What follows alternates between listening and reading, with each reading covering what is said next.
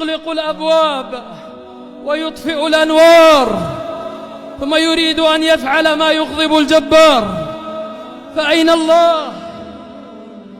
أين نظر الله الواحد القهار؟ ألم تر أن الله يعلم ما في السماوات وما في الأرض؟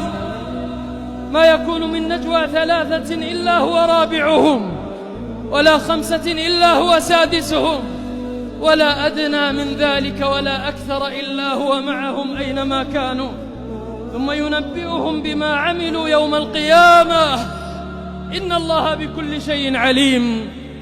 إذا خلوت بريبة في ظلمة والنفس داعية إلى الطغيان، فاستحي من نظر الإله وقل لها إن الذي خلق الظلام يراني.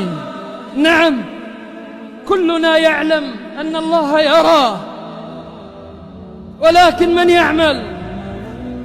من يعمل لنظر الله حسابه؟